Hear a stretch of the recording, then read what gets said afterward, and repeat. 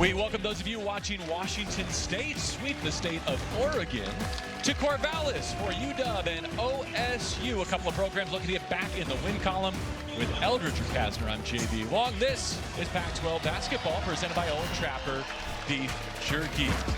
Xavier Wheeler, the conference's assist leader, and Keon Brooks Jr., the Pac-12's leading scorer in the first five for UW. The dynamic duo of Jordan Pope and Tyler Bilodeau combined for 50 last month when these two teams first met in Seattle. Yeah, I expect a good ball game here today, JB. 312th time, man. Unbelievable. Mike Hopkins' group rallied from down 20 in Eugene. Had a couple of looks at tying or taking the lead on Thursday night. I know you were there, Eldridge, just as I was here at Gill Coliseum in Corvallis.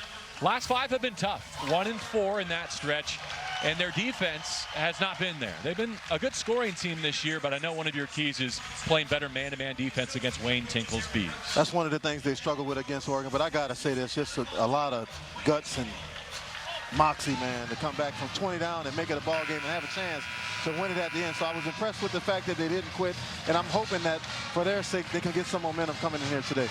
Wayne Tinkle closing in on 300 wins, needs 4 more as you get a look at the visiting Washington Huskies, 12-11, 4-8 in conference. The Beavs at 3-9 in league. A series that dates back to 1904. The 312th installment coming your way from historic Gill Coliseum right now. Eldridge, you've covered it not only as a broadcaster, but played in it as well. What does OSU against UW mean to you? It was always one of my favorite places to play. You know, when I came into the league in 1985, Ralph Miller was here.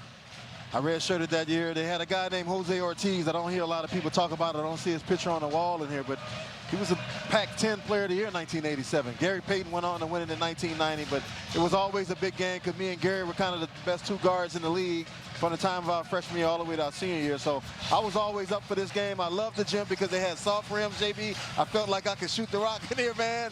I don't know if it's still the same, but that's what it was like back in the 80s. It is. It's a shooter's gym. Shooter's Absolutely. gym. Yep. UW hoping to shoot it better tonight. They went 1 for 16 before that furious rally in crunch time against the Oregon Ducks. Yeah, they struggled big time. They couldn't get Moses Woods going. They couldn't get Keon Brooks going from 2 or 3. So it'll be interesting to see here today if they can get off to a better start shooting the basketball. Braxton Mia wins the jump ball, and the Huskies have it first against the zone of OSU.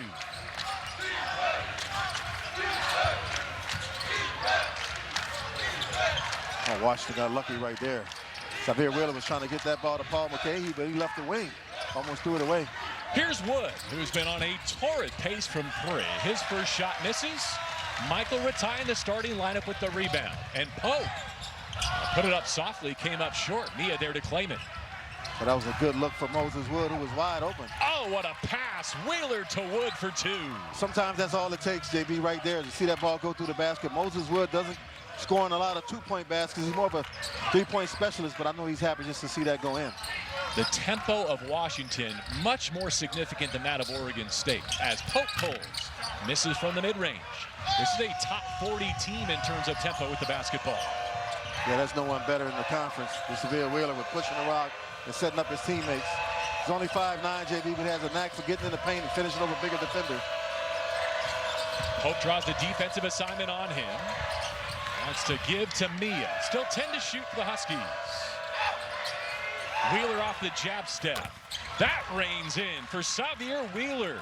He had missed his last 12 attempts from 3-point range. Yeah, if he can knock down the 3 ball, it's going to be a long day for Oregon State because that is not his game at all. Xavier Wheeler came into this one shooting, what, 26% from 3. So if you're Mike Hopkins, you have to feel good about that one. That snaps a 5-game drought from behind the arc. So we'll give you the plays back-to-back. The dish and then the triple. I mean, it's just an absolutely gorgeous bounce pass right there. He's, like I said, one of the best in the league, averaging 6 assists a game. He's just fun to watch. 5'9", little guy, but quick, plays with extreme amount of confidence. And he's got every club in the bag. He had another series of incredible shots in Eugene. I was watching your game the other night. Dexter Akano has the answer. He won this contest in this gym against the Dogs last year. He did. It was an and one towards the end of the game. Didn't look like it was a lot of contact from watching on television, but the Beavers got the win. Wheeler behind the back. Put it off the glass to Mia. That would have been something. But one of the rare times you see him throw the ball too high, because Braxton's 7'1" with bounce. But Xavier threw that one too high. A rare frigid start for Pope, 0 for 3. Brooks is an improved three-point shooter, but he turns it down for a 2 instead. Well, that's why he's averaging 21 a game right there. He's been unguardable most of the season, but Oregon did a good job on him, JB. They sent the help defender almost every time he got the basketball. He ended up with 15, but he got off to a really, really slow start on Thursday. UW starts 3 of 4 from the floor. Let's see if Ratai and the Beavs can answer. Here's Bilodeau, spots up for 3. Weak side rebound tipped out, and the Huskies will have it. Yeah, this is Keon's games, right? He likes to face you up, get to that mid-range. It's a nice little floater. He spoke up, too, after the near comeback victory for UW the other night. Said we can't keep having these moral victories. We need to actually start winning some games. And I agree with him 100%. He's the guy that has to lead the way for the Washington Huskies, JB. Paul Mulcahy makes the extra pass. Brooks, too strong from 3. Woods there for an offensive rebound.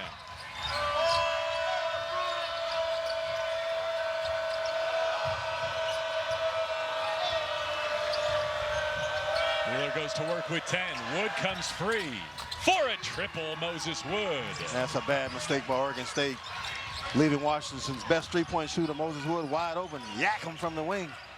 It's a little bit what happened to them against Washington State, speaking of the Beavs defensively. You got to know where the shooters are, though, JB. You can't leave guys like that. If a guy is known for being a great shooter, you got to stay with him at all times. Like they used to say, if he goes to the bathroom, go with him. Pope's one of those guys, too. Oh, he's got a sweet stroke. Top 5 scorer in the league. He's got a sweet, sweet stroke. Won't see a prettier jumper than his. It was Jalen Wells for the Cougs in the first half, and then Andre Yakimovsky in the second half. Their shooting spelled doom for the Beavs here on their home floor Thursday night. Pope with a couple of high screens. Pull-up game. And it'll go over to the Dogs. A good decision by Jordan Pope. If I'm Wayne Tinkle, I'm happy with that shot. He didn't take it too deep where he could get it blocked by Braxton Meal. Stopped at the 15, 16-foot range. Just missed it. So he starts 1 of 4, but that made field goal took him over 800 career points in less than 2 seasons here in Corvallis. Yeah, he's off to a fantastic start. One of the best players in the conference, as you mentioned. Only a sophomore.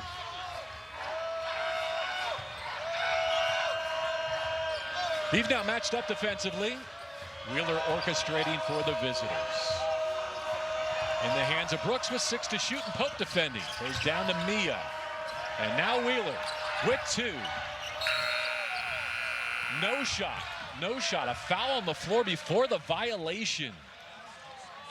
Wheeler, a veteran play, driving the hip of Casey Abekwe to bail out his team. Well, he knew Casey couldn't stay in front of him. So if I'm Wheeler, I'm trying to run pick and roll and get that switch and go at him every single time. We take a look right here. Oregon State just lost Moses Wood. You can't do that because he's too good of a shooter. Yak him.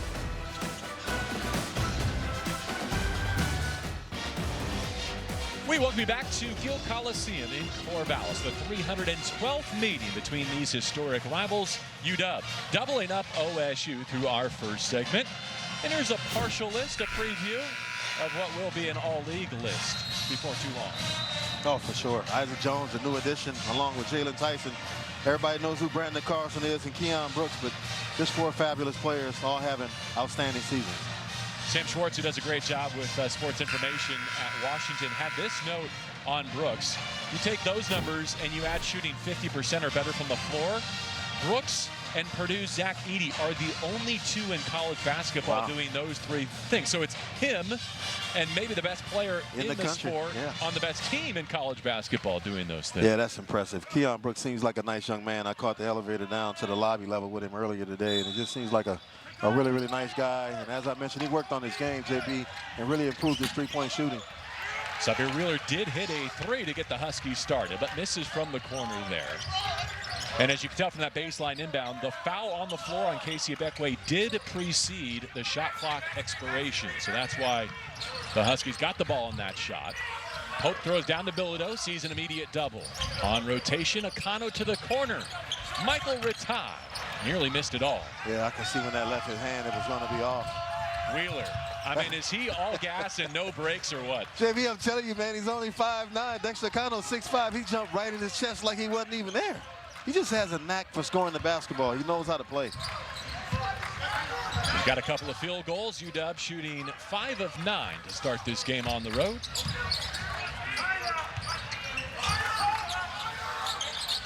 The tie with the entry and a steal out of the double. Bilodeau lost track of Brooks. Tees up Wood. Braxton Mia battling for an offensive rebound. Now Mia up to screen for Wheeler. Gets Akano on his hip. Flings it to Wood. He's getting some really good looks, JB, but he just can't knock him down. Pope.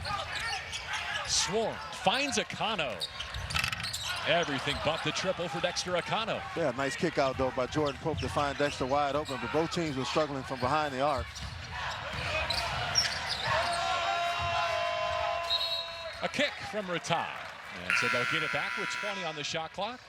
And we go to the scorers table for Wilhelm Breidenbach and Corin Johnson entering the game for the first time for UW. And Wayne Tinkle answers with 7'2" center Shoal Marial for OSU. Justin Rochelin in as well in the front court, in the back court, beg your pardon. Yeah, both teams subbing, trying to give some of their starters a rest, as we got just under 14 minutes left to play here in the first half.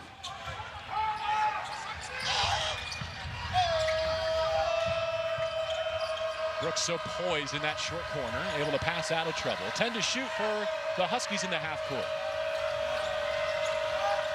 Wood flashing to the elbow with 4, puts his back to the basket. Finds Brooks. Always a good bet, but no bucket. And Rataj controls for OSU.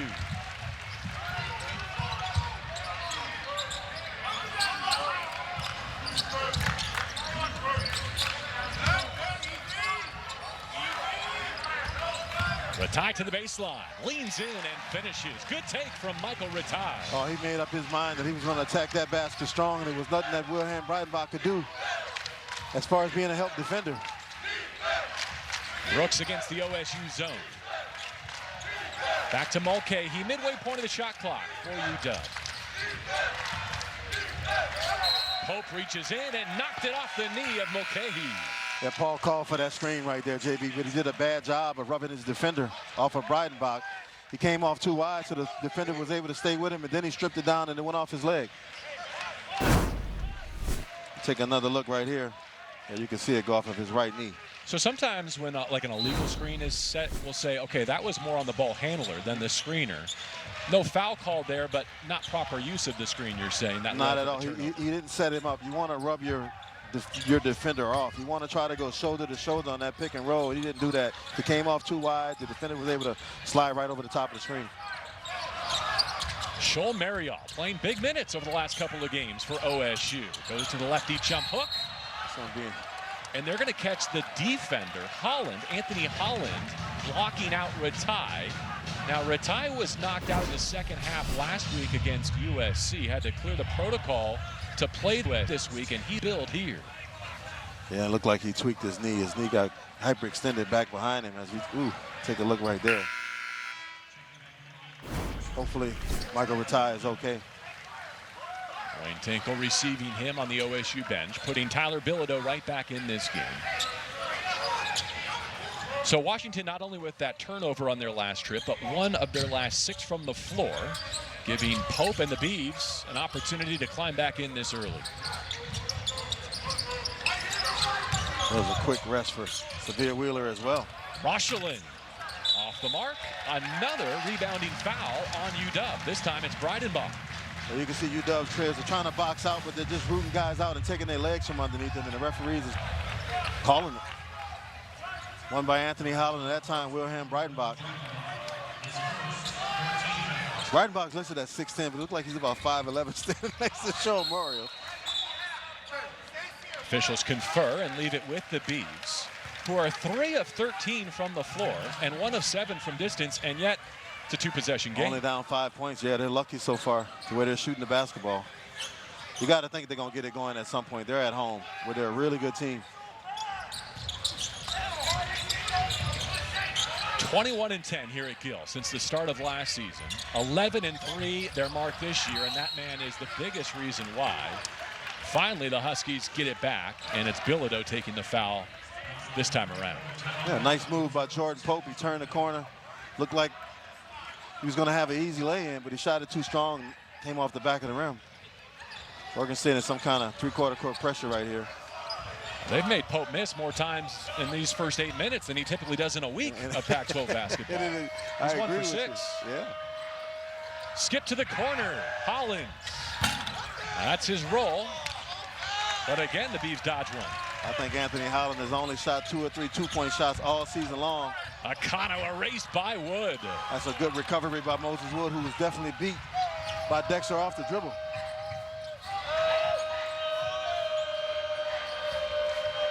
Oregon State is staying in their zone, but they got to find Washington shooters. Corin Johnson off the skip pass. Tees up Wheeler. Both teams have run cold. I think Oregon State is content with Xavier taking that shot. That's not the strength of his game. Huskies have missed 7 of their last 8, and a whistle battling for position away from the basketball. We'll take a timeout here. Rough and tumble with the Dogs and the Bees. What else is new?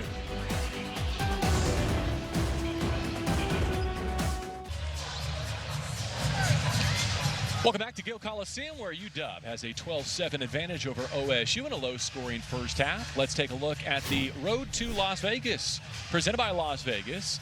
And with Washington State winning today in Eugene, the Cougs are now in sole second. And we'll also point out that Arizona, the Wildcats winning in triple overtime in Salt Lake City, will be in Boulder, Eldridge, tonight to take on Colorado. That's almost a must-have resume opportunity for CU. So who knows, we could have a tie between Arizona and Washington State for first place by the time the night is through. Yeah, it looked like, you know, everybody thought Arizona would be at the top, but Washington State, you have to say, is a surprise when you look at that. I definitely didn't think they would be that good this year, JB. But Arizona, Colorado later on tonight is going to be a big, big ball game. And I know Washington State is headed back to Pullman with a big smile on their face. Now we tip our cap to Kyle Smith, but I don't think anyone watching this game wants to hear any more about the Cougs. No, right? Especially out of me. They just beat OSU and, of course, won in overtime in Seattle last Saturday as well. Here comes Pope to get the basketball. Both teams won for their last 8 from the floor. Bilodeau snaps that streak for OSU. That's a nice job by Jordan Pope of recognizing the mismatch. Tyler Bilodeau had Anthony Holland on him. He's a little bit too small down there in the paint. First bucket for Bilodeau. Now the Beavs settle in defensively with Josiah Lake the second on the floor, guarding Wheeler here.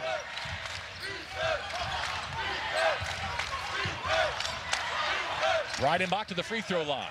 Great look opposite by Brooks. And it falls from the corner. Anthony Holland.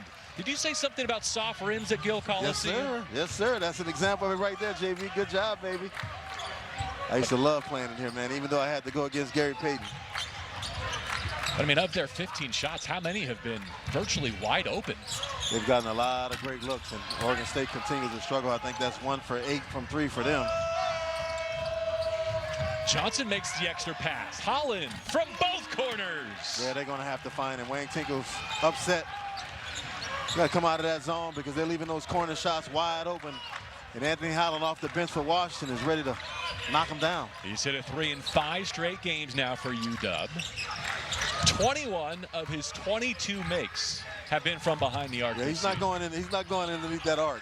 I saw his 1 2-point field goal. It was in Berkeley. I saw it at Cal. I saved it to my phone just in case it's his story. Yeah, he's a really good shooter. You know, he squares his feet and his shoulders, gets the shooter's bounce right here. But then on the other side, you can't leave him wide open like that. JB, I believe he's shooting what? 45% from 3. That's just absolutely fantastic. So you have to know where he is. And this is very much the problem that OSU dealt with. Inability to locate and close out on shooters against Washington State here Thursday night. You know, when you hear basketball IQ and stuff like that, that's not talked about. But you ought to know who you're playing against and what their strengths and their weaknesses are. Abilido missing and deflected it out.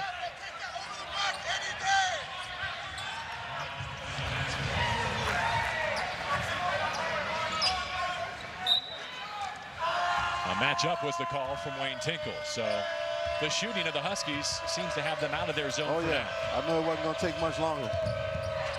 Can't give good shooters wide open looks like that. If you're UW, you have to love the lead, especially considering that Brooks is just 1 of 4 shooting so far. Yeah. You know, you figure your leading scorer at 21 a game is off to a slow start, but other guys are stepping up. And that's the most important thing, JB. That's why it's called a team, man. Different guys have to step up. You can't expect Keon to be on his game every single night when his name is highlighted on that scouting report. Teams are trying to stop him. Rochland just took his first foul, preventing Wood from getting a 3, but now you got to deal with Mia at the rim. Yeah, Tyler Bilodeau saw it coming, but there was nothing he could do about it. Big Braxton is just too tall. He's one of the best at catching lobs and finishing them. You think? He's 14 of his last 14. Yeah. He hasn't missed since January the 24th. 14 and 15, and those 14 are probably dunks. Set the Huskies single-season field goal percentage record last year, and he's on track to do it again here at 24. Yeah. 8 unanswered for the Dogs, and now Brooks pulls down a defensive rebound. Wood hunting another transition 3. Good recovery by Pope defensively. Xavier Wheeler feeds the wing. Brooks bottoms. The Huskies are hot. Timeout, Wayne Tinkle. That was a beautiful drive and kick right there by Xavier Wheeler. You see why he's leading the league in assists. Young fella just knows how to play. The help defender comes over as we take another look right here. This is the lob. It's a big Braxton Mia.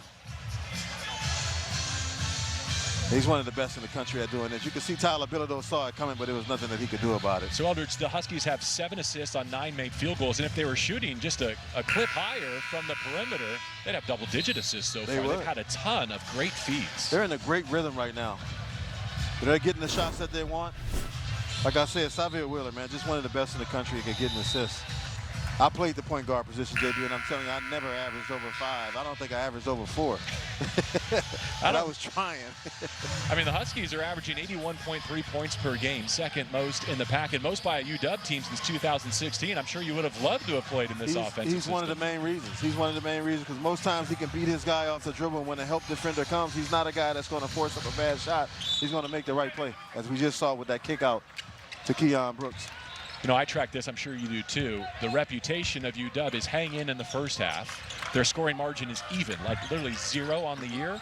And then they go off in the second half. They're plus 83 on the year after the break. So really encouraging as a Beckway misses a dunk that they've got a double-digit lead here. Wheeler, no look to Wood. Won't fall. There's another great find by Xavier Wheeler, though. Moses Wood won't get a better shot than that. He was wide open again. Wheeler pokes it away from Pope. I'm with you. If the Huskies are getting this clean a look the rest of the afternoon, OSU has no chance. Not at all, because you know sooner or later they're going to start going down. Wood came in at 38%. I'm surprised. Hit 2 big ones late against Oregon when they made that run and cut that 20-point lead to 1. Pope. Beavs need him. Boy, they are struggling. Stuck on 2 points. OSU 4 of 21 on their home floor. Brooks operating from the elbow. Left the left-handed layup short. Nice catch by Lake on the move. Navigating traffic. Couldn't finish. That was a good contest by Moses Wood, making that shot attempt difficult for Josiah Lake.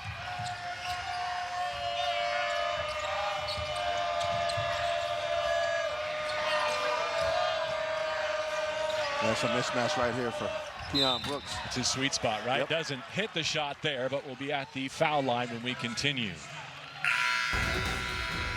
Well, it's Super Bowl weekend. Let's talk some catch radius.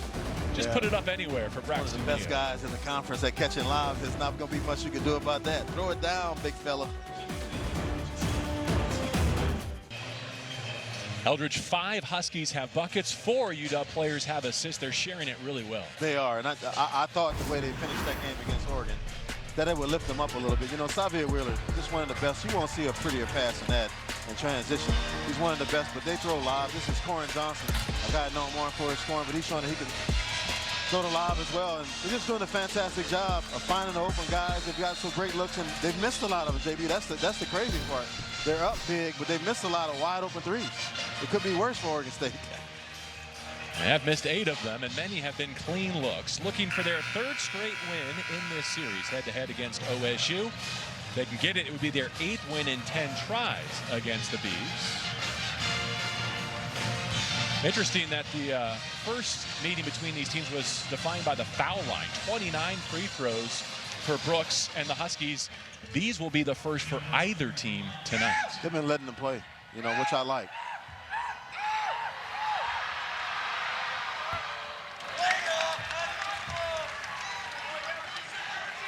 This week went over 1,000 points as a Husky, Keon Brooks Jr. However, Oregon did a nice job against him defensively. Held him to a season-low 9 attempts on Thursday. Of course, a week ago, he went for a career-best 35 against Washington State. Yeah, he was playing out of his mind in that game. 35 big ones. Oregon State needs a bucket here. Jordan Pope is out. So I'm wondering where the scoring is going to come from. Tyler Bilodeau is out.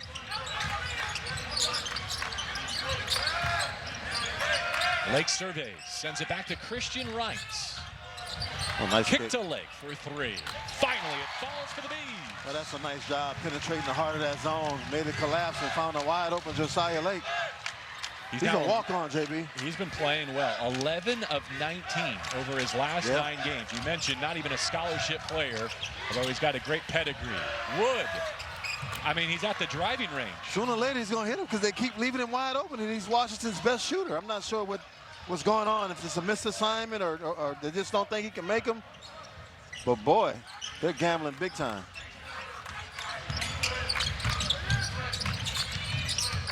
Lake from 2 this time. Back-to-back buckets from Josiah Lake. Well, if Wayne Tinkle doesn't give him a scholarship, I'm pretty sure somebody else is. He knows how to play. Father played here, the 2-time Prep State champion, an in-state recruit for Wayne Tinkle.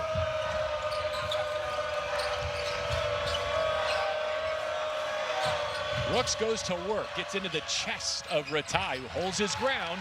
Beavs get a stop. So even without their top 2 scorers, making a little run here. Yeah, it's nice to see. Oh, that's a steal for the Huskies. Wheeler. He just looked at Dexter Cano and said, come on and block it if you can. JB, I'm telling you, man, this kid is crafty. He just knows how to play. Doesn't get rattled. Deflected that ball from behind Dexter Cano and created the steal. It's not like he's not used to being 5'9", right? He's played this game at that level his whole life. You know what? I agree with you 100%. There was a guy in the NBA named Muggsy Bogues who was 5'3", and he played so long, like you said. Oh, that's Akano keeping OSU in it. Yeah, Oregon State needed that one, big time. So Josiah Lake the second and Dexter Akano giving the Beavs a lift. They're back within 12.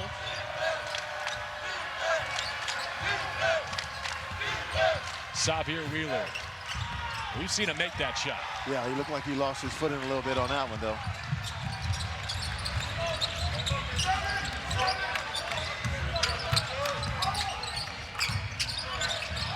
Deflected out, and a double deflection. Corin Johnson able to check it off Lake, and the Dogs will take over. Yeah, we see Dexter here. Keon Brooks kind of dropped a little bit too far off, and Dexter said, all right, if you dare me to take it, I'll knock it down. Been a couple of weeks now with the mask, and I think he shot it so well that even if the nose is healed, might not take it off the rest of the season. I was a superstitious guy. I ain't mad at him.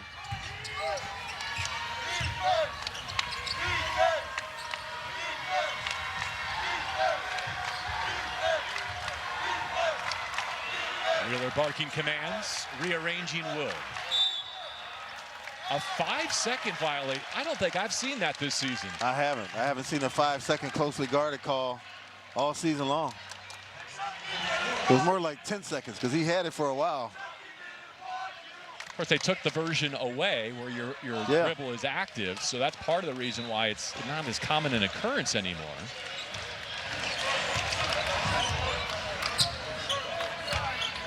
Those might be the only 5 seconds that Wheeler stood still all year, too, for that matter. Perpetual motion machine. Somebody wasn't in the right position. I heard him barking out some instructions. Akano off the crossover. 8 to shoot. Christian Wright against Wheeler brings the whistle at the 4-minute mark. So Washington State built a big advantage, but with their top players resting on the bench, the Bees have chipped away. Washington with a 29-17 lead on Oregon State. It's Pac-12 basketball presented by Old Trapper Beef Jerky. Eldridge McCasner, JV along with you. It's award season, right? Grammys and NFL honors, so we thought we'd ask you for your early Pac-12 prediction. Yeah, y'all put the pressure on me early, man. We still got some games left to play. Hey, I just want to commend your integrity here. 2 Cougs on this graphic? Yeah, What's gotten into you? Yeah, I got to give the credit where it's due. Miles Rice, I think, is hands down the freshman of the year. Washington State's in second place at 9-4, a half of a game behind Arizona. So you got to give the coach of the year to Kyle Smith. And I think Caleb Love is probably the biggest name. He's on the best team. They usually give it to the best player on the best team, which is Arizona. And then Frankie Collins. I think he's third in nation, but definitely number 1 in the Pac-12. Defensive player of the year. I told myself that I would make a case for the winner of UCLA or Cal today as a challenger to Kyle Smith for Coach of the Year, right? Mick Cronin and the Bruins have now won 5 in a row, 7 of their last 8. They win by 1 in Berkeley, but given what Kyle Smith just did, sweeping the Oregon Trail, I don't know. You tell me the last time Washington State has won the conference. I can't argue, but I do commend what Mick and Madsen have done. Yeah, Mick has done a great job. Like you said, UCLA is turning around. Brooks for 3. He's feeling it. It's a nice shot right there as Michael Rataj just shakes his head. He had a hand up in his face, but it wasn't enough. Lazar Stefanovic with a double-double for the Bruins, who, I mean, they'll defiantly tell you it should be an 8-game winning streak because the only loss in that span was from ahead at McHale Center in Tucson. Mick Cronin, you know, his guys always play hard. They're really, really young. Oh, nice steal by Xavier Wheeler right here. Over to Wood, makes the extra pass to Brooks, and a defensive recovery by the Bees. We were talking about Mick Cronin. His guys always play hard. They were really, really young, but I tell you what, it seemed like they turned the corner. 9 points for Brooks and going to the line looking for double figures. Yeah, he baited Dexter Akano into picking up that foul. He's got that NBA Game Pass working, doesn't he? Definitely NBA, kind of Kevin Durant style, right? Yeah, that little rip through, draw the foul.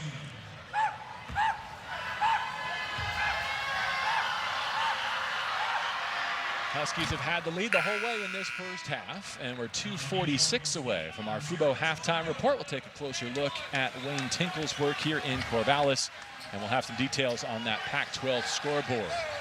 Bit of a moving day, a separation Saturday in the Pac-12. We had 8 teams coming into the week at or above 500. Yeah, Oregon State and Washington are trying to fight to finish out the conference strong and go into the Pac-12 tournament at least on a good note. So this is a big game for both teams right here. Huskies have 22 of the last 30 points scored in this first half. Beckway sends it back to Lake. They want a post-retie here. Seeing the second defender. Post-to-post pass, but Beckway misses from point-blank range. Yeah, he's got to finish that one. That was a great pass by Michael Rataj, and there's that little fella, Xavier Wheeler, doing what he does in transition, just get to the cup. Nobody can seem to stop him from getting to the rim, JD. This has been an ongoing issue for OSU. They're getting Beckway such great looks. And he did score 8 points on Thursday, one of his better scoring outputs of league play. But he also missed 6 field goals. And when you miss against this team, and that point guard in particular, coming at you, he's gonna make you pay. Could be costly. Every single time, yeah.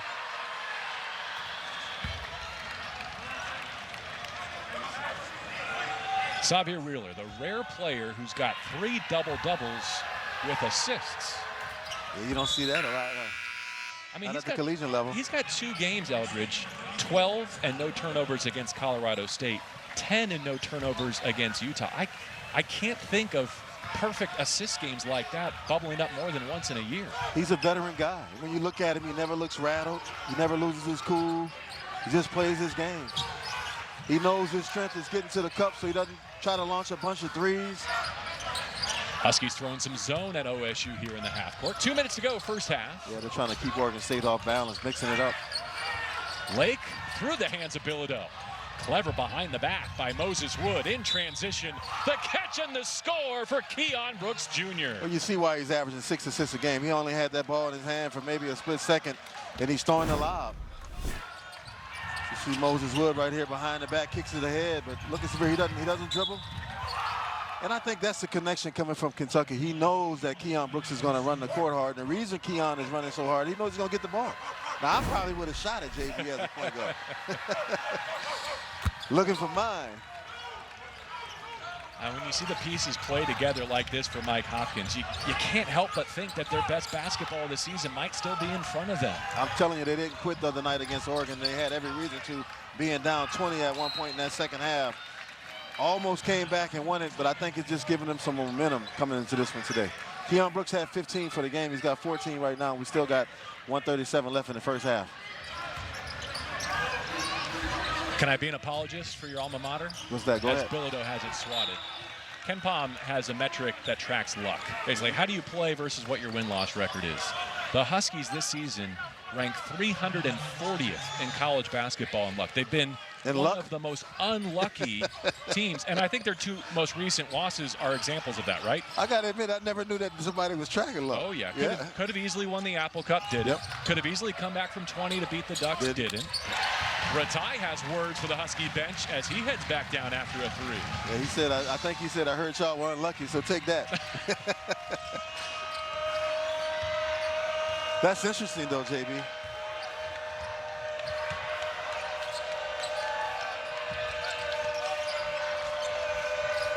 Brooks, good find opposite. Moses Wood closing in on 1,500 career points. Wheeler could not thread the needle. Here's an opening for Jordan Pope and OSU. Oh, not in Wood's vicinity. That's a great block by Moses Wood. Didn't give up on the play. Wheeler, throwback three opportunity. Okay, he couldn't pay it off. And Bilodeau cleans the glass. Jordan Pope just went in there too nonchalant. He had an advantage as far as where he was on the floor against Moses Wood, but he took his time, and you can see right here, it slows down almost like he's trying to draw the foul. He just went up way too weak. I mean, he went into relaxation mode like he was by himself.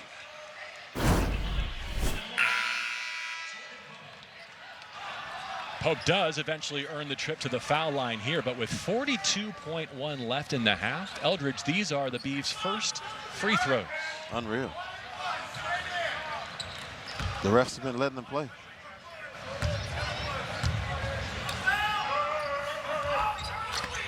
Pope 1 of 9 from the floor.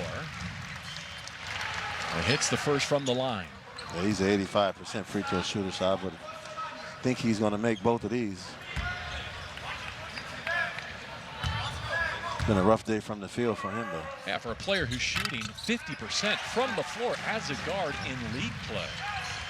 That's big time. Well, he's 1 for 10 here so far here in the first half, but I guarantee he's going to come out in the second half with a little bit more fire.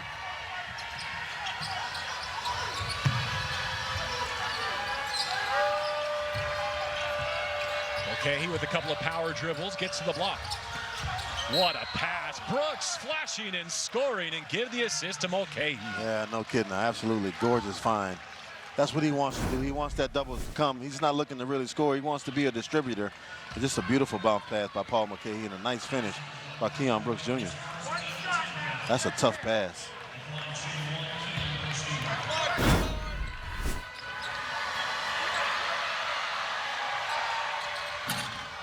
$17 to lead the Huskies. Braxton Nia back in on defense for UW, and Akano comes to get right on offense for OSU. Yeah, Keon Brooks, Oregon did a fantastic job on him. Didn't get a lot of field goal attempts, as you said, only 9. Ended up with 15, but he's got 17 here in the first half as OSU's going to hold for the last shot. Facing their largest deficit of our first 20 minutes. Lake to Ratai with 5. Pull up from the nail. Won't fall. Tipped out to Corin Johnson. Here's the heave. And the Huskies will take a 20-point lead to the locker room. That's a great first half for the Washington Huskies. Up 20 on Oregon State. And it could have been worse, JB, because as you mentioned, they had a lot of wide open threes. Wayne Tinkle and his staff definitely have to make some adjustments at halftime defensively. Keon Brooks Jr. with 15 points in the final 9 minutes of that session to build the UW advantage. Halftime report presented by Fubo is next.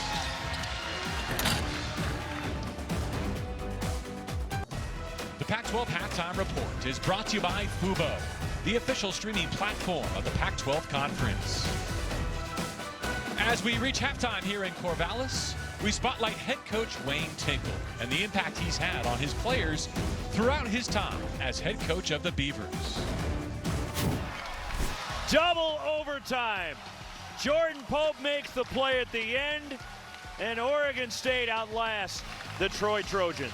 What I love about the game of basketball is I think there's so many things you can carry over to life itself. Facing adversity, how to come back, the commitment to reaching goals. And we use that in teaching and mentoring our young men. And whenever you face difficult times, how to fight through it. 18 seconds left, 5-point lead. Ahead now to Josiah Lake, slam dunk, putting the exclamation point on a breakout night. The game of basketball, putting the team before any individual and how great success can come from that, I think are great lessons that you can carry out throughout the rest of your lives in your real life. Tyler Bilodeau got it. What a shot, Bilodeau. You know, Coach Tinkle, I feel like he's like real, which is a good thing. You know, he's not scared to get after guys a little bit, but he's also like will encourage guys when he needs to. I like that about him.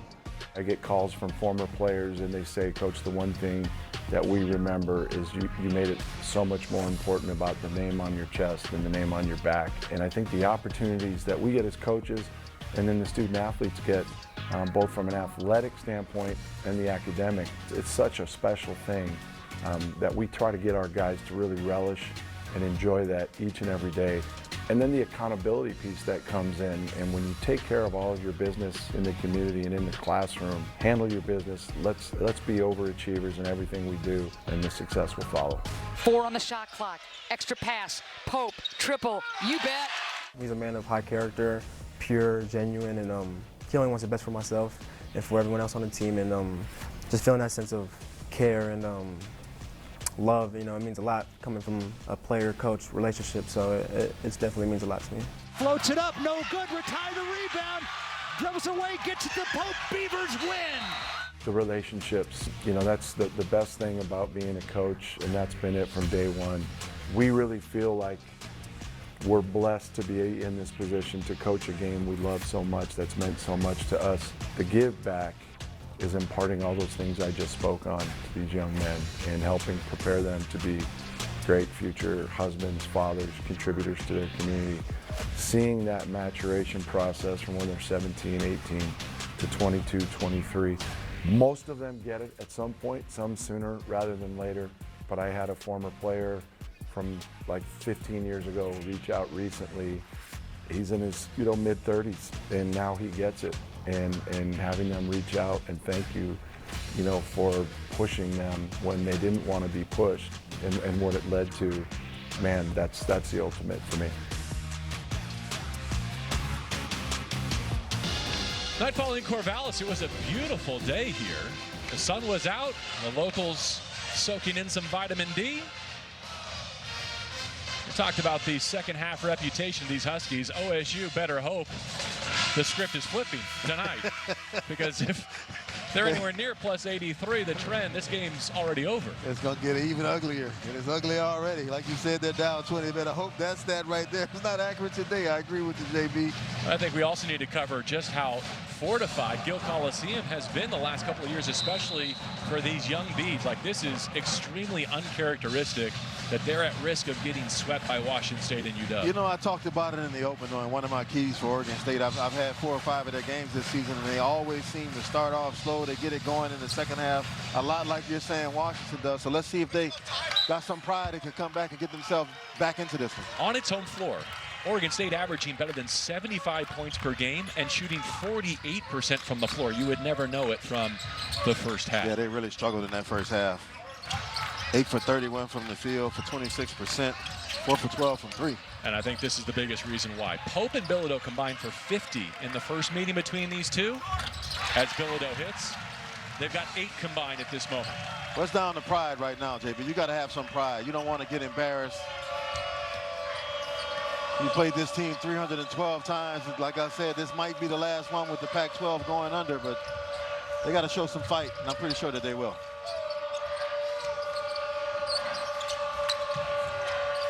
Braxton Mia dribbles over to Wheeler, who shoots it to Brooks.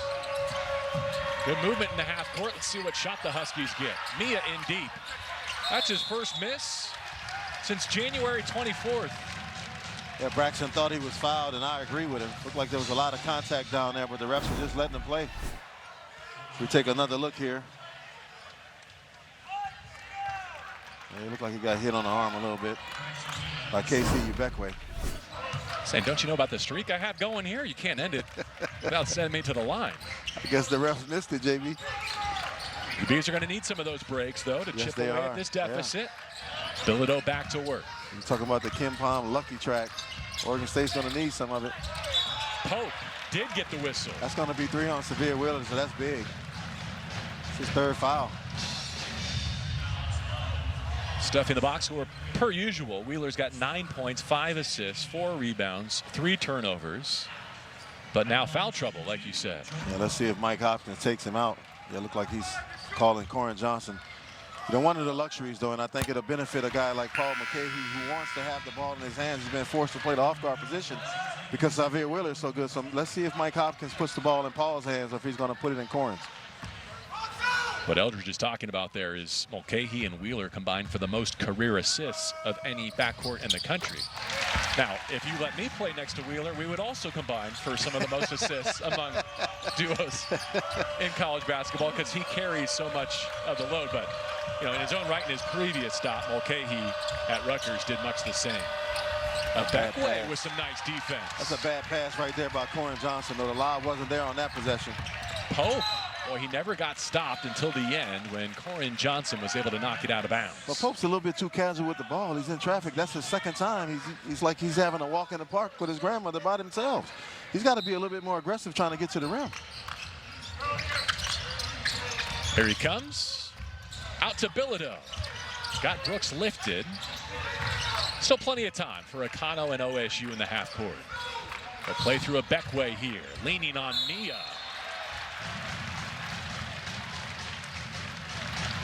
And KC Ubekwe looked like he wasn't going to be denied on that play. I thought he threw a little bit of an elbow. I saw that take too. Another look at it. Yeah, right there. Could have got called for an offensive foul. Yeah, if I'm Braxton Mia, I'm not happy about that foul at all because KC threw that elbow. Not a bad idea to give the foul because Ubekwe struggles so mightily at the line. Take that, JB. I was setting him up. I promised KC I would help lift his free throw percentage to the extent that I'm able. Breidenbach in for UW, as you see. His efficiency is so often the underlying key to OSU's success. He's 70% from the floor in Oregon State's wins. Well, how about that? A 44% free throw shooting knocks them both down. But I'm pretty sure they got chewed out at halftime by Wayne Tinkle. But that was just a really, really flat performance by the Beavers in the first half. So Corin Johnson running the show with Xavier Wheeler on the bench with 3 fouls. Okay, he surveys behind the back to Wood. Wood against Ratai on the block. Now Wood trying to split that defense. Knocked out and over to OSU. Yeah, good defensive possession by Oregon State. Michael Ratai not giving Moses Wood anything down there on the block, and then a nice trap to create the turnover. Hopkins in disbelief just based on the bodies in the vicinity that could have been off of UW. But OSU with the first 6 points to start the second half. Well, I saw on Thursday night, it ain't over till it's over. JB, you can't relax. Oregon was up 20 on Washington. Oh, wow, that lob was there. And Jordan Pope missed Dexter Akano on that one. Pope Grab him. gave it back. Yeah, missed the lob to Dexter, and then he traveled with the basketball. Just looked really uncertain out there today. I think the key ingredient in UW's comeback, correct me if you felt otherwise, was their full court press. Yeah. OSU has not deployed that yet defensively. They dig in. They're going to have to. They're going to find something to get some momentum going for them. Johnson on the throwback. Breidenbach well off the mark.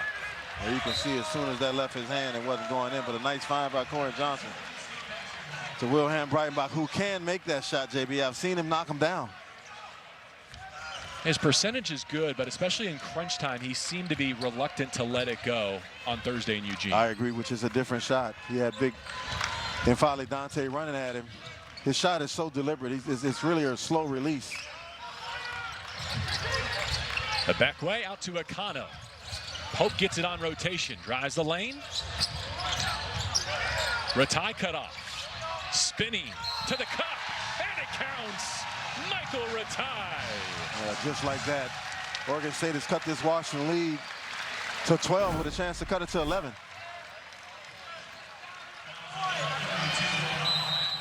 See a nice move right here by Michael Ratai. You can see Wilhelm Breidenbach come over late to try to draw the charge. The all-important third piece to the sophomore puzzle here at OSU. Pope and Bilodeau under wraps. Ratai got it going. Well, we know who she's going for tomorrow. Let's take a spot survey of some of our participants here today on Super Bowl Sunday around the corner. Keon Brooks Jr. and Tyler Bilodeau both riding with the Chiefs. Moses Wood and Dexter Akana with San Francisco. But what does that say there on the bottom? Let me read that, Eldridge. Washington assistant coach Quincy Pondexter, go Niners. We might have to run him out of Seattle. Yeah, they say Quincy's a big-time San Francisco 49ers fan. The folks in Seattle are not going to like that. Who do you like? I don't care. I just want to see a good game. My teams are the Saints and the Seahawks, and neither one of them had a chance this year. Who do you like? You're the football guy. You know better than anybody. Wow. Well, what? Come on. Who's going to win it? You know where I fall in the NFC West. I'm with the Rams, but I will speak to the Seahawks audience. How about the news overnight that Ryan Grubb, the phenomenal offensive coordinator, not going to Alabama from the Huskies championship run, coming back to the Pacific Northwest to join that staff. Yeah. Talking about a crazy year for football. Moses Wood, not this time. Bilodeau and the Bees riding a surge. Yeah, I knew they would make a run at some point, and this is it right here. So Washington has to lock down on the defensive end. 9 unanswered to open the half, and now a whistle on the screen. We're going the other way as Brooks hit the floor. Yeah, I didn't see it. I was watching Jordan Pope to see if he was able to turn the corner on Wilhelm. Goes against a Beckway. The second another screen. Look here. Oh no, that's just a good screen. I don't agree with that call at all. Just set a good screen. Keon Brooks fell, but that's his problem. It looked like Trent Williams, a left tackle for the San Francisco 49ers. It's caving in. I didn't think that. I thought that was a good screen, JB, in all honesty, man. Thought it was a good screen.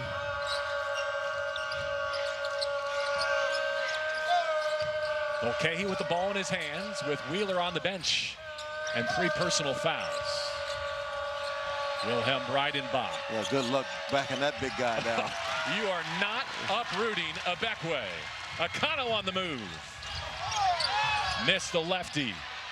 The tip in from Bilodeau goes begging as well. Wheeler's back now with the basketball. He was travel. That's a good job defensively by Michael Ratai. I think he may have rolled his ankle a little bit on that play. Hope he's okay. We'll check on him when we come back. Beavers making a move. From down 20 at the break, OSU back within 11. Yeah, I've been around long enough to know that they were going to make a run. They're 2 big guys, Jordan Pope and Tyler Bilodeau, 17 and 13 and a half. You know at some point they were going to try to get it going. And I think they've done a good job in this first 5 minutes to cut this lead to 11. Washington has to be careful because they know what it's like. Oregon was up 20 on them on Thursday. They came all the way back and cut it to 1 and had a chance to win. So this one isn't over yet, JB. See assistant Eric Revenot there having a chat with our officiating crew. He's trying to butter up the officials. I'm not mad at it. A look at Bilodeau as he and the Bees look to come all the way back. Michael Ratai. We should mention that Thomas Endong, a 6'10 freshman, is not available tonight for Oregon State. Suffered an injury in practice yesterday. But it does look like Xavier Wheeler is going to continue. Yeah, it looks like he's okay. Yeah, he's shaking it off.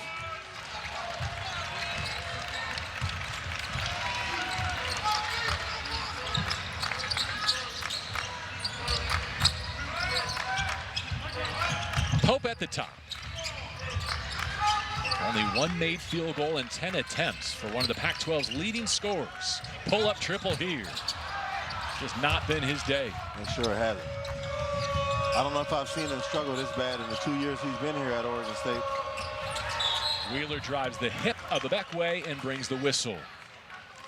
He looked like he's hitting a wall, JB. He just doesn't seem to have that spunk and that pep in his step. He is averaging just under 36 minutes in a game, and maybe that's one of the reasons. Yeah, I mean, he was leading the conference in minutes until midweek. He's fallen to second as Wood lights a three. Over 1,500 career points for Moses Wood on that make. Yeah, Oregon State just continues to leave him wide open. I don't understand that at all. He's Washington's best perimeter shooter. Have to make him put it on the floor. 8 made 3 for the visitors. First hoop of the half.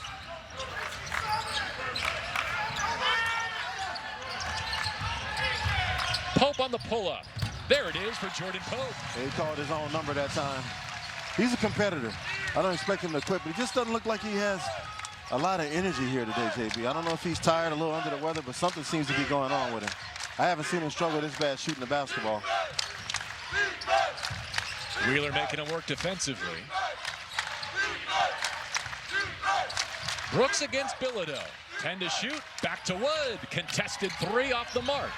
Loose ball rebound, a collision as Wheeler and Wood meet between the circles. And for the second time in a matter of minutes, Wheeler's in pain.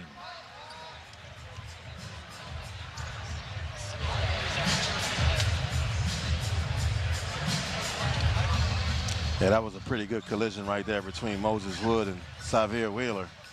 Going for that loose ball rebound.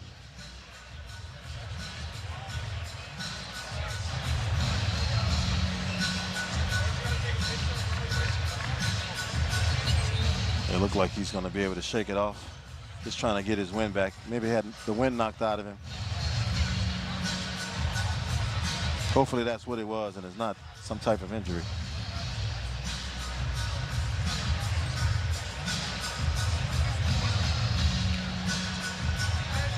So first Wheeler got his 3rd foul and had to sit. Now he'll have to be removed from the game after this collision with his teammate. Yeah, you can tell he took a pretty good blow. He's still hunched over.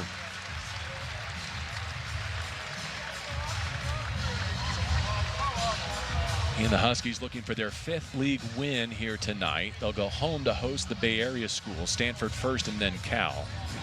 Yeah, Washington is a different team if he isn't on the floor because you don't have a guy with his type of speed that can push the tempo and get to the basket himself and set up his teammates.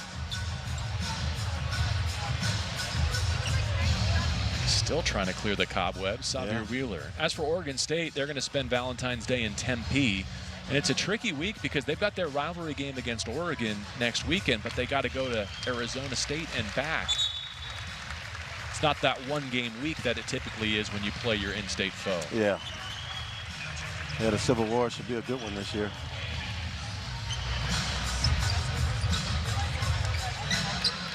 Well, keep an eye on Wheeler. He leaves with 14:10 remaining. Corin Johnson back in to take his place. UW basketball 18 to shoot as we resume.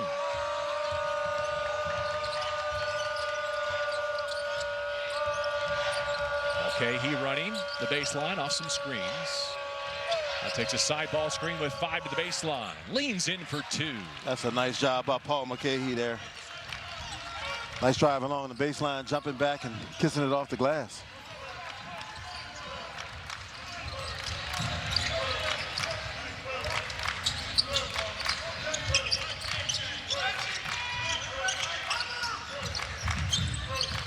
Akano looking for Pope. Spot up 3. Got it! Jordan Pope coming alive. Yeah, I told you, JB, I don't think he was going to stay quiet for the entire day. Lead back down to 11 for Washington. Nice find by Dexter Akano.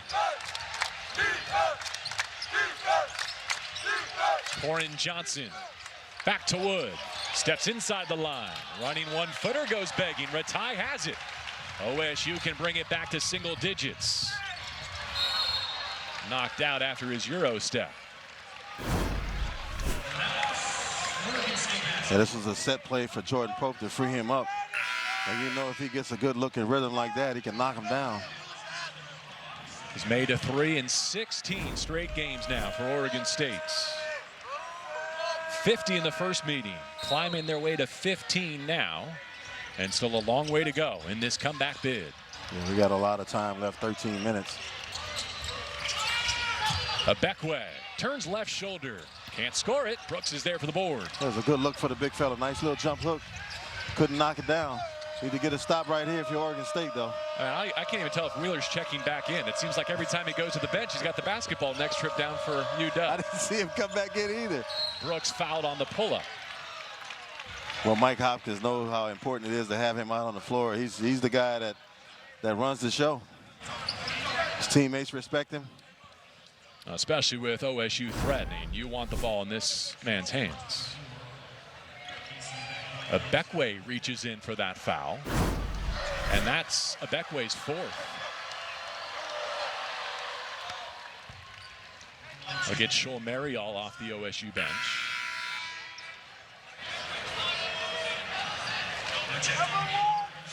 So Abekwe leaves at 12:41. Let's see when Wayne Tinkle chooses to bring him back.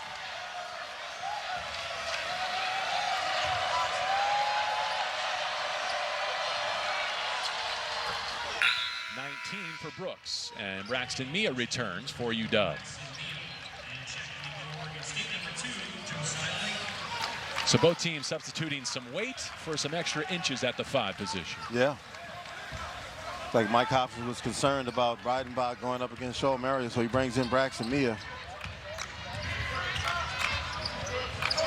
Pope off the Bilodeau screen. Akano fires it down. Marial cut off. Akano rising. Not this time. Boy, Brooks has been really strong on the defensive glass. He's been active on the glass. I agree with you. He rebounded well here today. It's his 6th. UW took a big swing from OSU. Seems like they've stabilized. But there's a pass to nowhere, and Bilodeau tipped it out. Yeah, you're right. I'm not sure what Paul McKay he had in mind right there. He jumped in the air and threw it to just an area where there wasn't a player. Huskies got lucky on that one. Only 7 turnovers for the Dogs, 6 for OSU. It's been a clean game in that category. Yeah, I knew after that last game against Oregon when they had 10 in the first half that Mike Hopkins was going to make that a point in their next video session. So they're doing a much better job here today of taking care of the basketball. Wood finds Mia. A little showdown at the summit with Shoal Marial and a late whistle there. Yes. Shoal can't believe it. He thought he got it clean, but the refs called the foul.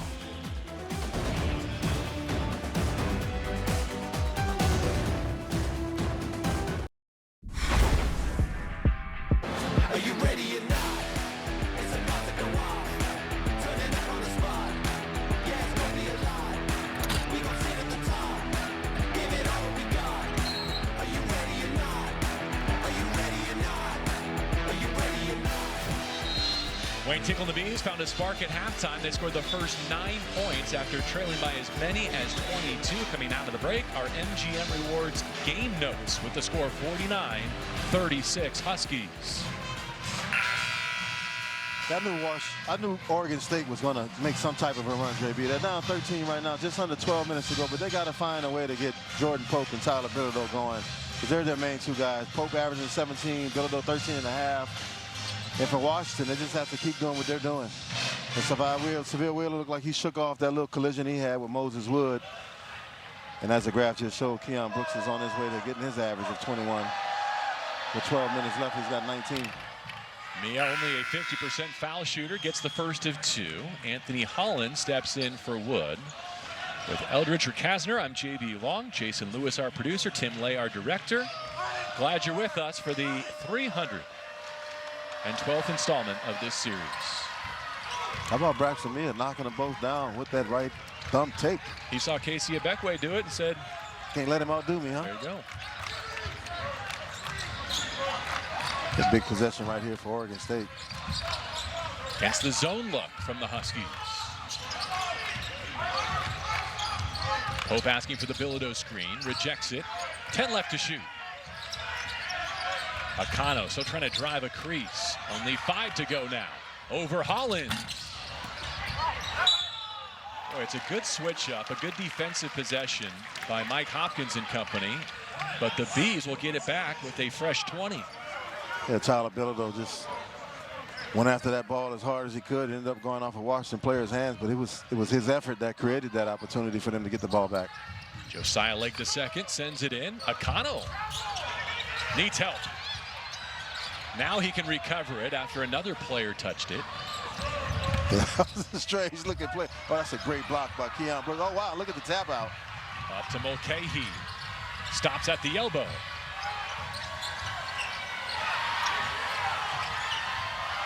Let's not overlook the defense. Not once, but twice, really, on that possession for Oregon State by the Huskies. Yeah, that was a great block by Keon Brooks.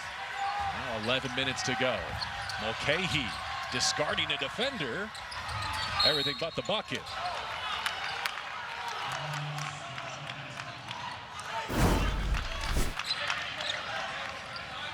Yeah, it's just a great block right here by Keon Brooks from behind. I love how he knows Mia's taking care of the front side, so he's just waiting. Yep, just back there waiting. Yeah, you're absolutely right. Tyler tried to hang in the air with it, but it didn't work. He's seen that movie before. The masked man gets a break. Dexter Akano. They had a little moisture on the court. They got it up.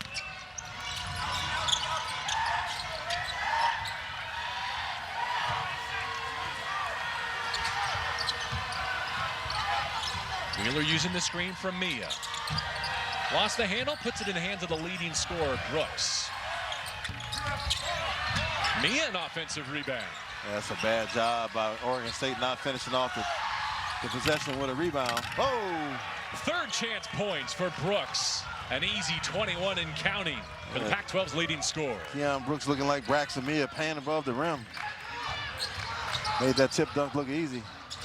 Pope going to the floor, trying to save the possession. The Huskies dig it out. Wheeler with numbers. He'll take it himself with the free throw to follow. He just knows when to pass and knows when to finish. He's down there on the floor smiling. Oh, little fella gets to the basket. The Washington just seems like they want it more. They're on the floor. They're getting to the offensive glass. They're getting to the rebounds quicker than Oregon State, who seems to be a step slow here today for some reason, even though they're playing at home. Eldridge, just to revisit that sequence. They play, what, 40 seconds of defense? Get not one but two stops. Yep.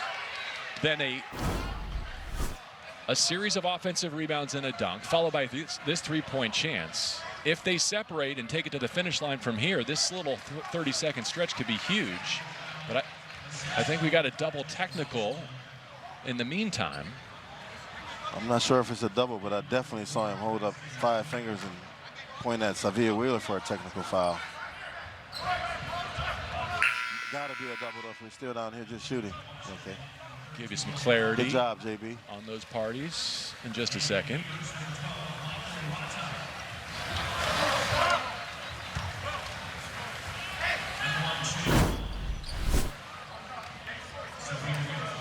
So Rochelin and Mia tangling and separated. And ultimately a three-point play for Wheeler. So the foul, the number 5 they called it on was Rochelin and not Xavier Wheeler.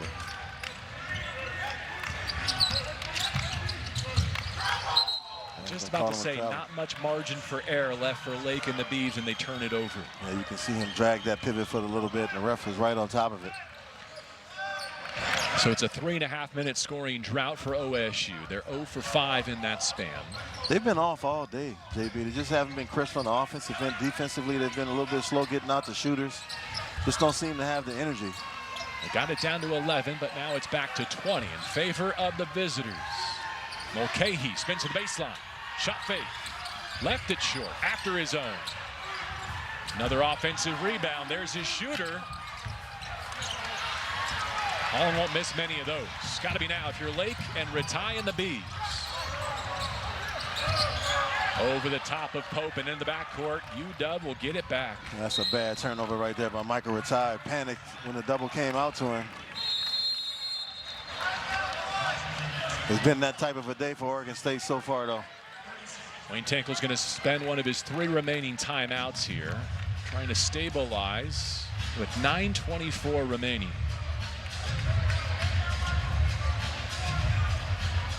Already been a pretty thrilling day in the Pac-12. We'll update the net ranking and look at the NCAA tournament picture. My last check had 3 in with another on the bubble in terms of bracketology projections. Yeah, Arizona, Washington State. And Utah, with Colorado knocking on the door. Yeah. It's interesting that the Cougs are fortifying their at-large resume, but at the same time, they're not putting themselves in the conversation for a championship. All to be determined in Las Vegas. I can't say enough how good of a job Kyle Smith has done. You know, I remember their first game of the year. They weren't sure what they were going to get out of Miles Rice. I don't think they knew exactly what Isaac Jones was going to be able to do at the Power 5 level. And then you mentioned Jalen Wells and his surges that he's done in the last few games. I mean, they really play tough defense. They're holding teams to shooting under 40% and find themselves in second place. Impressive job. See if Arizona can maintain control of the league standings tonight in Boulder. Wood out of the stoppage. Yeah, another wide open look for Moses Wood. Another bad job by Oregon State of leaving a shooter wide open, but they dodged the bullet. Down to Bilodeau. Some early offense. Can't hit. Yeah, that's the kind of day it's been for Oregon State. Another good look. I'm surprised at that from Mulcahy. Given the time and score, I don't think they needed that. Up 20 with 9 minutes to go. I agree with you. Got to be smarter. He's a veteran guy. Want to try to run a little bit of clock. Like he was looking for the highlight play. Into Breidenbach. Allen rotates it to Wheeler. Step through 2. Wheeler hasn't made 3 in this game. Bilodeau pulls it down for the Beavs. Yeah, that's not really what he does. What he does the best. He's better at driving to the basket, but they're playing off him, so every now and then you got to take him.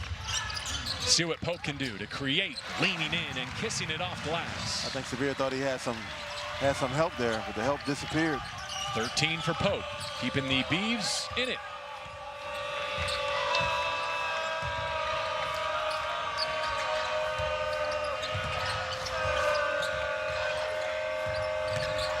Mulcahy exploring off the bounce, and there's the lefty finish for Paul Mulcahy. How about that? A right-handed player going to his left and finishing with his left off the glass. Paul Mulcahy looking more to set up his teammates, decided he was going to do it by himself on that one. It's a beautiful finish. Fall back into the zone defensively. Ratai up to Pope. Steps inside the line. He's got back-to-back buckets. It looks like he's starting to warm up a little bit with 7:50 left. Let's see if it's enough time for them to make a run. Wheeler brings the whistle. And we'll be at the free throw line when we come back. And we take a look at Paul Mulcahy right here. One known for setting up his teammates, but he finishes that one with by himself with a nice left-handed shot off the glass. Pac-12 men's basketball is presented by Old Trapper Beef Jerky. What's your beef? By Columbia, the official apparel partner of the Pac-12.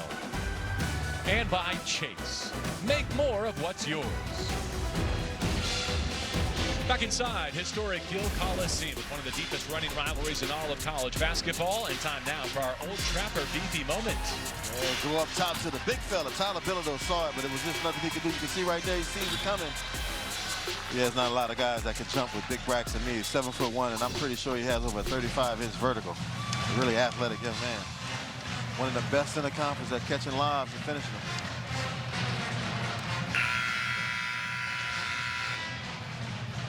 Another installment of a series that dates back to 1904. The Beavs and the Huskies getting together for the second of the home and home in the regular season.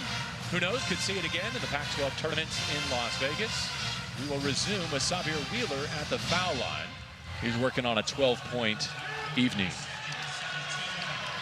Yeah, Gill Coliseum built in 1949. Been around a long time. A lot of great players that came through here.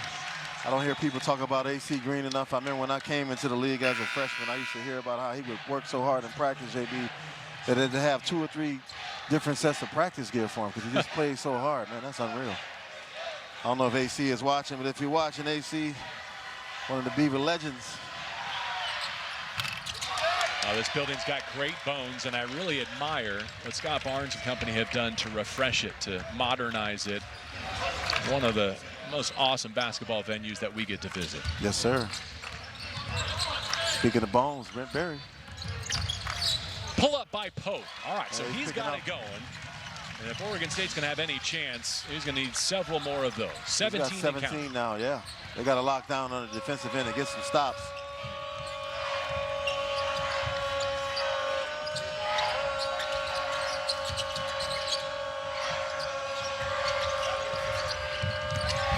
Mulcahy off the weave action. Yeah, that one didn't have a chance right there. Thieves made a miss. They've got it back with 7 to go. Yeah, it's Sunday, and he threw up a prayer, but I think church is out because that wasn't going to be answered, not even close to it. I see you go to Saturday night service, my friend. On Super Bowl weekend, strategic. You didn't tell me who you think is going to win, JB. You slipped out of it. Well, who you got, the Chiefs or the Niners? Pope missing the 3. I know that the 49ers have the better group of eligibles. Their skill players are probably the best in the National Football League. I like Kansas City just about everywhere else. Patrick Mahomes, it's hard to bet against him, huh? One of the best in the game right now. Washington using some clock. Wheeler, he wanted that lob again. Wanted another beefy moment. It wasn't there. It wasn't there, JB. Ratai running. Oh, May nice got finish. an extra step there, but able to finish. Yeah, he's from Europe, so he'll get away with that Euro step. Michael Ratai out of Germany. 14-point game. There's a mismatch right here. Oregon State's going to have to give Josiah Lake some help. Wood lost his footing, but a foul.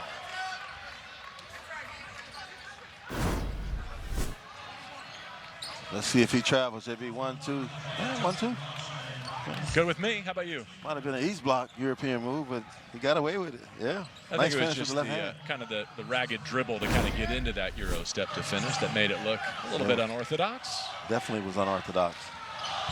He's now reached double figures in his last 6 full games and shooting better than 50% from the floor in that stretch. He's such an essential ingredient for this Oregon State group. I believe Moses Wood is an 87% free throw shooter, so he should knock these down.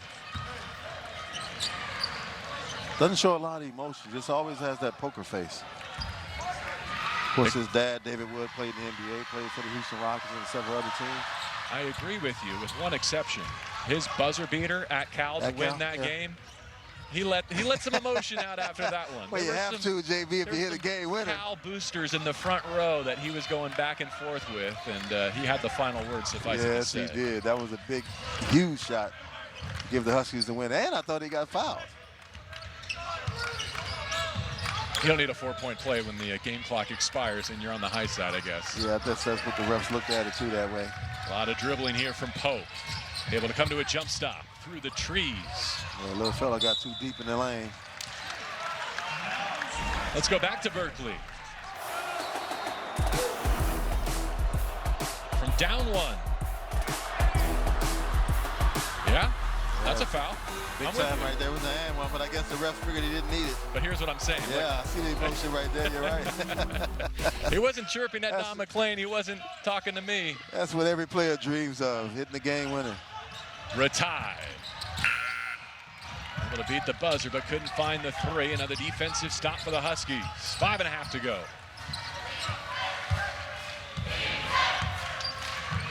Washington, smart move. Use some clock. Don't be in a hurry. Johnson working his way in and flips it up with the left hand. That's a beautiful move. He just spun off and went right to the cup and laid it off the glass with his left hand. Huskies still have not trailed in this contest. Looking for a wire-to-wire victory and a split in the state of Oregon this week. Bilodeau knocked down. Tyler Bilodeau, timeout, Bees. Yeah, Oregon State needed that one big time.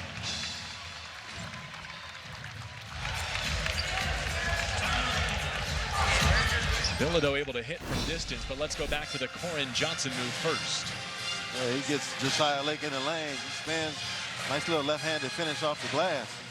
And then on the other end, JB, Tyler Bilodeau, he's expanded his game since last year. Last year, I didn't see him take as many threes as he's doing this season. He's been hitting some of them. That was a big one right there. 15-point game, JB, with 4:51 left. I don't think Oregon State could just drop back. They're going to pick up full court, try to create some turnovers. If they're Yeah, gonna we win talked this. about that, how the Huskies, played end-to-end to dig their way out of a 20-point deficit in Eugene. Oregon State had that same deficit at halftime here and have trailed by as many as 22. It's going to be tough against a guy like Severe Wheeler, who's lightning quick and just a veteran that knows how to play.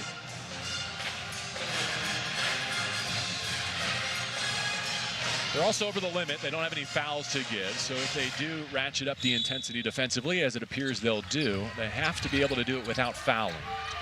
Once they are going to foul, they got Braxton Mee out there who can do like a hack and shack and send him to the line. Yep. I don't know if that's a strategy that Wayne Tinker would take.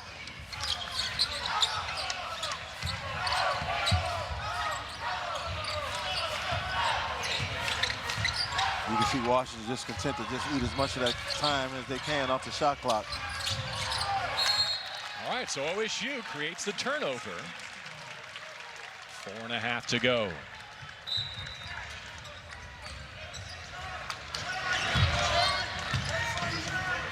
Ninth turnover for Washington to match the 9 for OSU. Yeah, Jordan Pope gives up the ball, so it makes me think they're going to try to run him off some type of a screen, but UW goes zone.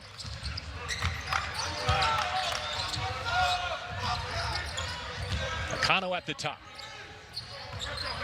Rochelin drives the baseline.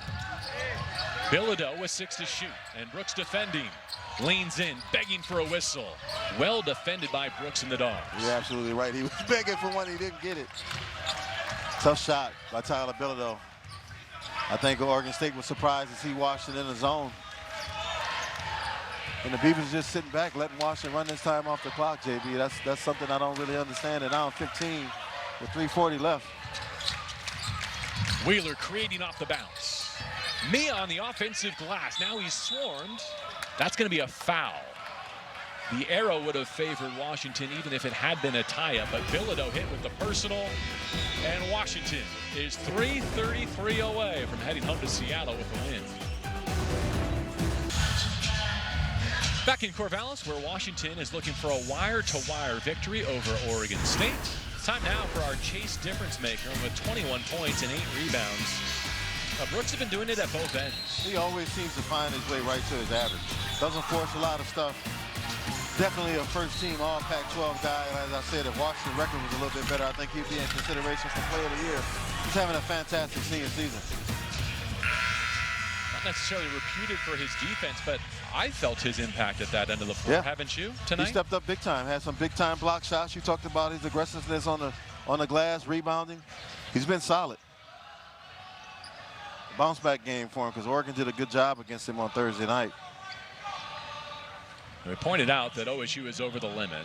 That was their 19th foul, so it's a 1-1. The final 1-1 goes to Braxton Mia. Yeah, he's a 49% free throw shooter. Good foul. So that came off an offensive rebound and essentially does no damage for Oregon State. And that door still cracked open for a Beaver comeback. Well, as long as he's on the floor, he would be a guy that I would think about sending to the line, JB, with 3:20 left. Nakano thought about it to retire at the foul line instead. Drives Braxton Mia and will have to earn it at the stripe. That's a surprise. Set play by Wayne Tinker to go to Michael Retire versus Braxton Mia, one of the best shot blockers in the conference. But I think part of the intention is let's get Braxton out of this game. He's disqualified with 5 fouls. There you go. And so Wilhelm Breidenbach, just as he was asked to do in crunch time against the Oregon Ducks, steps in for the final 3:12. He's a smart player, though. He plays high IQ guy. Got those Kurt Rambis glasses on. He only has 2 fouls. Michael Retire misses the free throw, though, JB. Can't have that. The first missed free throw of the night for Oregon State. They had connected on their first 7. Settles for 1 out of 2, and now they'll pick up. Yeah, they gotta go with some type of full court pressure here, try to create some turnovers. They're running out of time. Wheeler gets through a tie easily. Johnson sends it back his way at the 3-minute mark. Wayne Tinkle asking his Beavs to extend their defense. Look at this, a throw to the rim and an exclamation point from Brooks. Yeah, that's what he does. His vision is just excellent. He threw that from almost half court. Oregon State fell asleep and let Keon Brooks get behind him. And I'm telling you, Severe Wheeler is one of the best in the country at throwing lobs.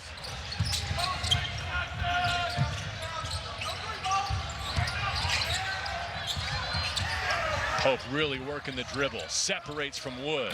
Yeah, he's got a Another nice handle, defensive board from Brooks. So he gets the dunk and then the stop and the defensive rebounds. Now Oregon State's going to have to play the foul game. He's been a difference maker, Keon Brooks. You know, leading his ball club. He's going to take another look at this pass. He's just one of the best lob passers in the country. I've been watching him all season. Xavier Wheeler make you look good. If you got some hops, you can get up close anywhere around the rim. It's interesting. He's standing out there at 5'9" in a like the quintessential come trap me area, right? Like normally that would be in an uncomfortable position, but he was almost baiting the Beavs to lift their defense so he could throw that pass. He's a veteran. Started at Georgia, went to Kentucky, or the other way around, but he's been around a while, and he just knows how to play. He has a knack for the game. He does things that you can't teach. The Beavs got a missed free throw, but they got to start raining some threes to make this comeback possible. Rochelin unable to deliver. Yeah, that's been that type of day for the Beagers. Proud never had a chance to really get into it. As you said, Washington was in control, the tip-off, and there he is at the rim again. Making it look Wheeler with some finishing touches. Oregon State's been hovering right around 30% shooting throughout this game. Yeah, I'm a bit surprised by that, JB, because like I said, they're at home. As you see, Rochelin gets one to go. But they're at home. I expected him to shoot the ball better. It just hadn't been their day. Take a look at upcoming schedules for both these programs, starting with that Bay Area week that the Huskies will host starting next Thursday against Stanford. Also have the trip to Arizona still on the docket to close out the month of February. Yeah, Washington has, I think they had a good chance against Stanford and Cal. We all know that that Arizona game is going to be huge because they're playing for seeding in the NCAA tournament. In first place right now in the conference. Arizona State started off good. I think they were 4-0, but kind of hit some rough spots.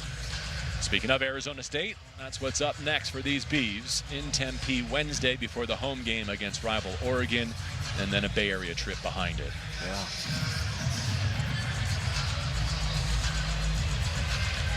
I think Beaver fans know that this group's still looking for their first win outside this facility. Maybe Arizona State is the opportunity to bounce back from, as it stands, getting swept at home from Washington State and UW.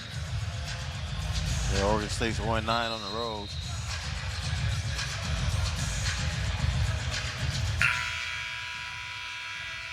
Yeah, Washington came into this and they just took the crowd right out of it. And as we mentioned early on, I said it, JB, 4 or 5 times I've called their games this year. I'm not sure what's going on, but they always seem to just get off to a slow start.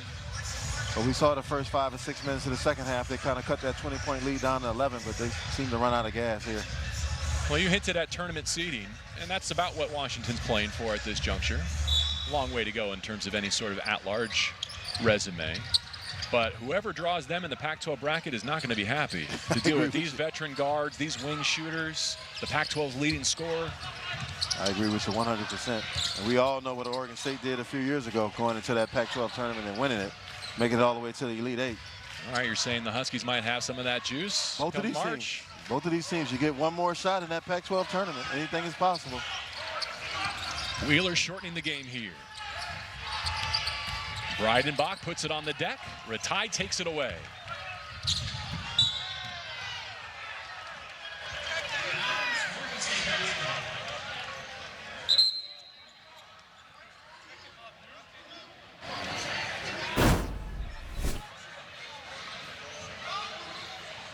Corin Johnson's reaction indicated that he didn't think he touched that. The officials thought about going to the monitor as we're under 2 minutes, but I think they called a foul on him, JB. And he didn't think that he committed a foul. It looked like Michael Ratai just lost the ball out of bounds. Well, there you go. That would not be reviewable. So Ratai now spinning into the lane and scoring. Nice move by Michael Ratai. As we saw Keon Brooks go after that Block shot really hard.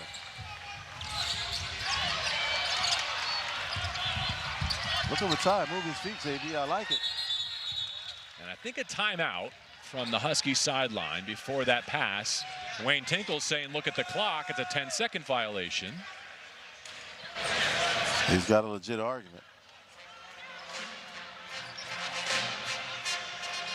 There's a good rapport between these coaches. Yes, You know, despite the rivalry, they've got a lot of respect for each other. Both speak highly of each other. And not only that, I think the officials got a lot of respect for both guys as well. It's interesting, the pass came from our side of the floor. The timeout called from the opposite side of the floor. So in terms of chronology, they got to reconcile that with Brooks and UW right up against that time limit in the backcourt.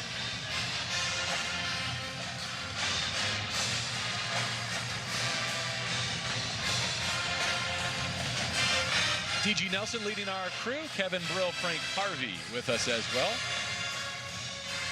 Biggest lead for UW was 22 points deep in the first half. They led by 20 at the break. They've not trailed.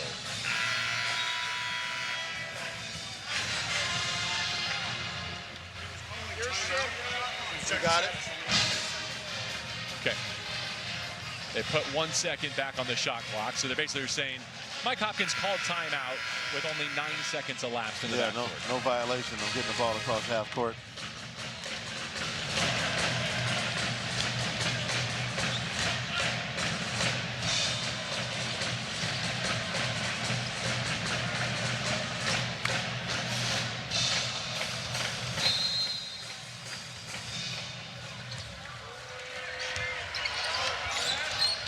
Martin Johnson and the Huskies will take what's left of the 40 seconds here. Beavers essentially surrendering. Not going to play the foul game. Brooks for three. It rattles out. Pope pulls it down. Johnson commits the foul with 28.5. That was another good look for Keon Brooks, who I talked about has really worked on his three-point shooting. I was surprised he missed that one, JB. He's usually money when he's wide open like that and get his feet set.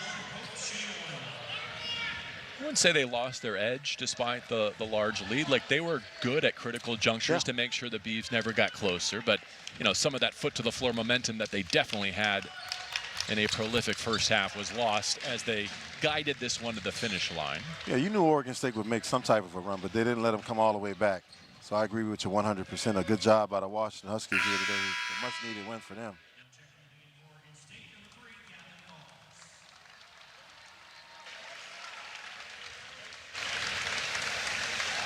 Gavin Malls is going to get a little bit of burn here, JB. You pointed him out to me in warm-ups. He's got some serious hops, man. He looked like he can look into the rim. He sure does. And he replaces Bilodeau, who comes away with 7 points and 6 rebounds. Huskies front line did a nice job against him tonight.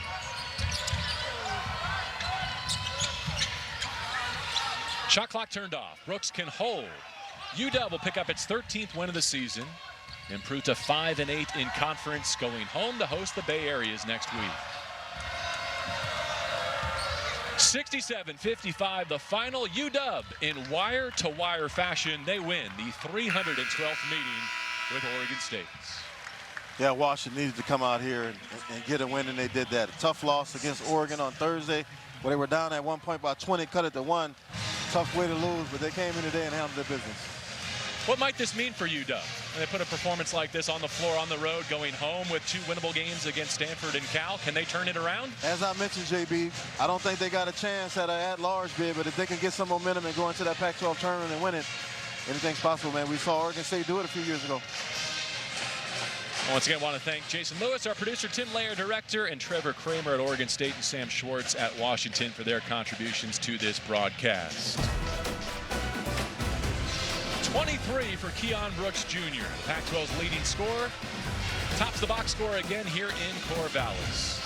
67-55 the final for Eldridge and our entire crew.